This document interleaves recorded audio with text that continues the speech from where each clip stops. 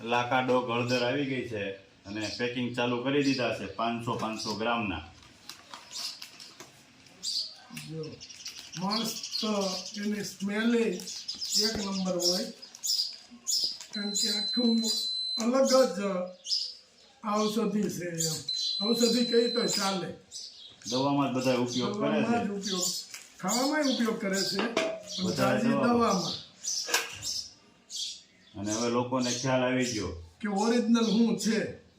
અત્યાર સુધી ચાલતું બધું તાગડ ઝીંગા હાલતા હતા લાકા ડોંગ હળદરના નામે. હા, અત્યારે આ બધા ખ્યાલ આવી ગયો કે ઓરિજિનલ વસ્તુ શું છે એમ.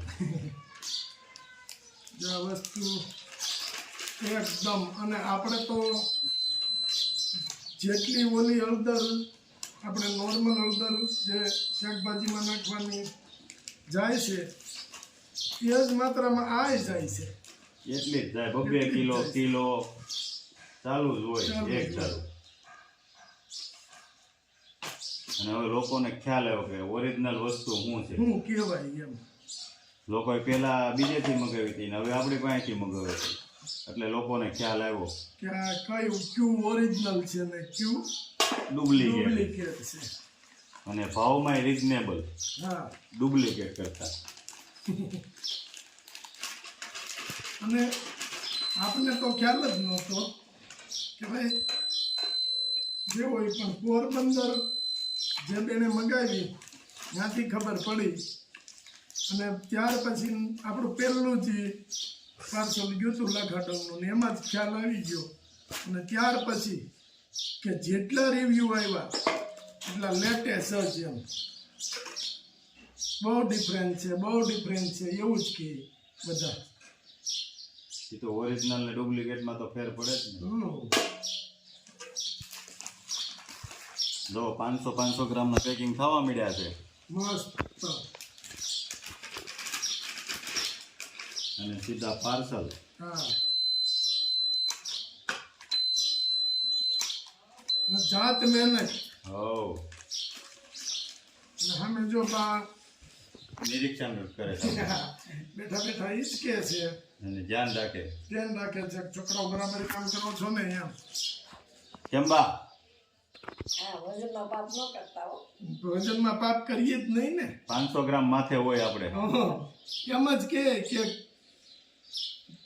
5 ગ્રામ 10 ગ્રામ વધારે નાખજો, પણ કોઈને ઓછું ન દેતા.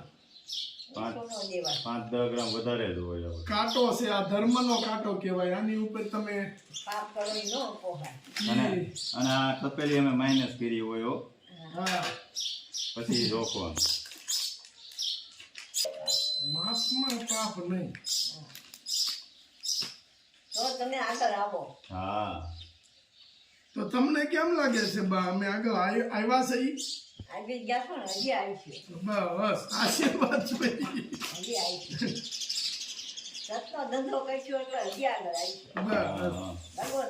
દગો નહીં. આપણે તો જે હોય એ જ કહેવાનું કે આ વસ્તુ ઓરિજિનલ તો ઓરિજિનલ. આપણે અમે લેવા જતા ભાગું નતો આવું. અમારા પપ્પા બધું જોઈએ છે. હા, ભગવાન ને દીધા. હા, પણ આપણે ક્યાં કોઈનું ખોટું કર્યું નહીં. ન હોય તો નહીં ખાવાનું, એ સિસ્ટમ હતી. આપણે કોઈનું લઈ લેવું એ સિસ્ટમ નહીં. આપણા ગૌડિયા વાળીનો પહેલું આવે છે કે ન હોય તો નહીં ખાવાનું. અને આ થેલી હું કામ વાપરીએ છીએ એની ખાસિયત છે, એટલે એ આપણે જાહેર નથી કરવી. હા, બે બાજુ એની ખાસિયત છે. અને આને આમ બહુ સારું રૂપાળું જેવું પેકિંગ કરીને મેકી દઈએ. માલિકો છે ને એ જોવાનું છે, આમાં નથી જોવાનું. આ તો ફેંકી જ દેવાનું. હા, માલિકો શું છે એ મહત્વનું છે. અંદર એની શું છે એ મહત્વનું છે. બાકી પેકિંગ તો ગમે એવું કરવું હોય એવું આપણે થાય. એક આપણે કે જે બેને આપણી પાસેથી પાર્સલ મગાવ્યું હતું યુકે, એ આપણે જોયું કે બેને આપણા બધી પ્રોડક્ટનો આખો વિડીયો બનાવી અને યુટ્યુબમાં મેક્યો કે બેસ્ટ પ્રોડક્ટ અને બહુ સારી રીતે એણે બધી પ્રોડક્ટ જોઈ એને કાંઈક સારું લાગ્યું હશે આપણી પ્રોડક્ટ બધી તો જ એ કર્યું હોય ને. હા એટલે એ બેનને ખૂબ ખૂબ ધન્યવાદ. બેન તમારો ખૂબ ખૂબ આભાર કે અમને આટલી મદદ કરી. પણ આપણે બધાને ચોખ્ખું ને સારી વસ્તુ જ આપવી છે. આમાં કોઈનો વિરોધ નથી. આપણે પણ જે છે એ સત્ય હકીકત આપણે બધાને જણાવી જણાવીએ છીએ. કોઈ પણનો વિરોધ નથી અને કોઈ વ્યક્તિગત વાત નથી. જે છે એ જનરલી વાત છે કે ભાઈ ભાવ તમે લઈ લો પણ વસ્તુ સારી લોકોને આપો. જય સ્વામિનારાયણ. આજે આપણે આ બાળકની કે જે ટ્યુશન કરાવ્યું નવોદયમાં તો આપણે અશોક પાસે કરાવ્યું હતું અને સારી રીતે અશોક સાહેબે ધ્યાન આપ્યું અને આ બાળક પાછળ ઘણું બધું એને યોગદાન દીધું છે અને આગળ વધાર્યો છે આ બાળકને. એટલે આ બાળકને આપણે કે એની અશોક સાહેબની જે કંઈ નોર્મલ ફી હતી એ આપણે ભરી હતી અને બાળકને આગળ વધવા માટે મદદ કરી હતી. કારણ કે છોકરા હોશિયાર હોય છે પણ એના પેરેન્ટ્સ પાસે કે કોઈ કેપેસિટી હોતી નથી. એના લીધેથી ઘણા એવા છોકરાઓ છે કે પાછળ રહી જાય છે અને સાહેબને અનુભવ છે કે ઘણા છોકરા કેપેસિટી હવે સાહેબની નોર્મલ ફી છે પણ નોર્મલ ફી એની પાસે એવી કેપેસિટી કોઈ હતી નહીં. અને આમને તો એના પપ્પા હાજર નથી, એ ગામમાં જતા રહ્યા છે. એના મમ્મી કે જે છે એ ઘરકામ 2-3 જગ્યાએ જઈ અને ઘરકામ કરે ને એમાં એનું ગુજરાન ચલાવે છે. હવે એ માણસ પાસે તો કેપેસિટી હોય જ નહીં. તો આપણી પાસે આવ્યું હતું કે રાજુભાઈને કીધું હતું કે આ રીતનું છે એટલે રાજુભાઈએ વાત કરી અને આપણે એનું જોયું કે ભાઈ કેટલું કઈ રીતે છે. હોશિયાર છોકરો છે હોશિયાર એ ફાઇનલ નીકળ્યું અને સાહેબે બહુ બધી મહેનત કરી એની પાછળ. એનું અમારે એટલું જ કહેવાનું હતું કે સાહેબ સ્પેશિયલી તમે કે તમારા થકી કે થોડુંક યોગદાન વધારે પડતું આનામાં આપજો એમ.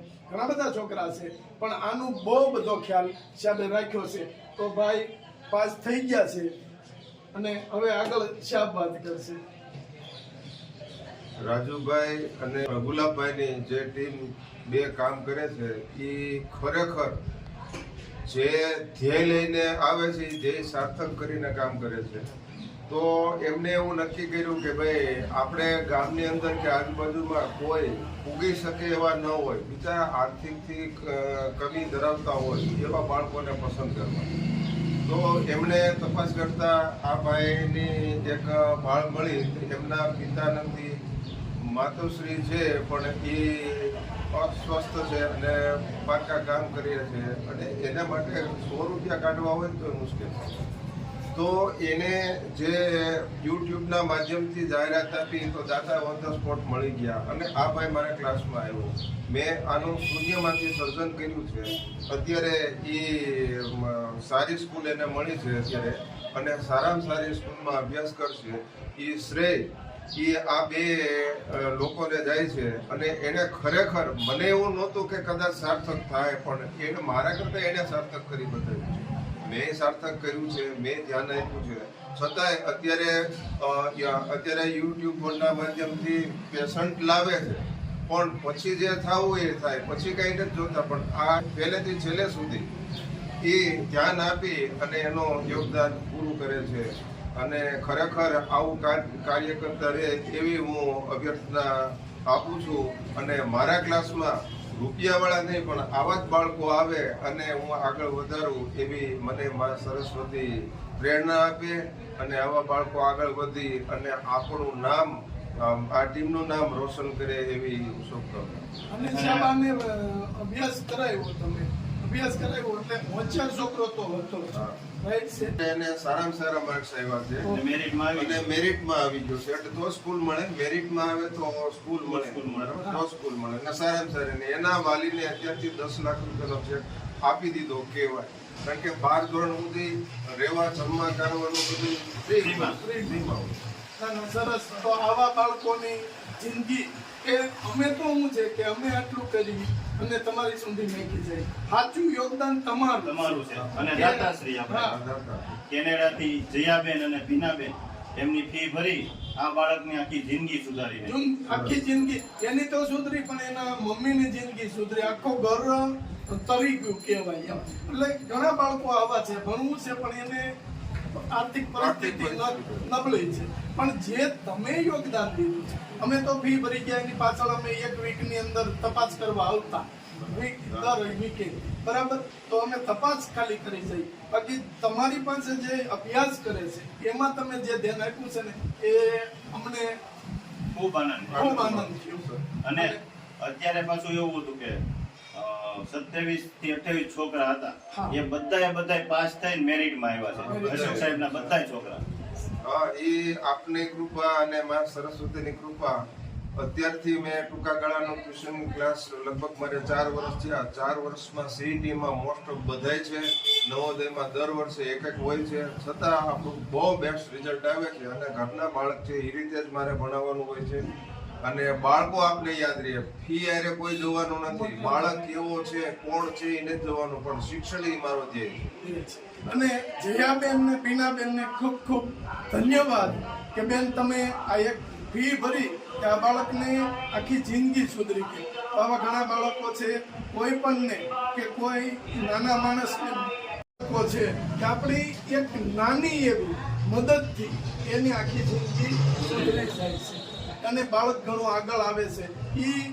આ જ બાળક છે ભણી ગણી અને આગળ વધશે અને સારી એવી કંપની કે સારી એવી જગ્યાએ એને જોબ મળશે તો આને યાદ રહેશે કે આપણી પાસે કઈ નહોતું તે આ રીતે કર્યું હતું. તો આ જ બાળક પાછો કે બીજા બાળકની મદદ કરશે, બીજાને મદદ કરશે. અને એક નાની મદદથી કોઈની જિંદગી સુધરતી હોય તો ભગવાન આપણી પાસે એવા જ કામ કરે.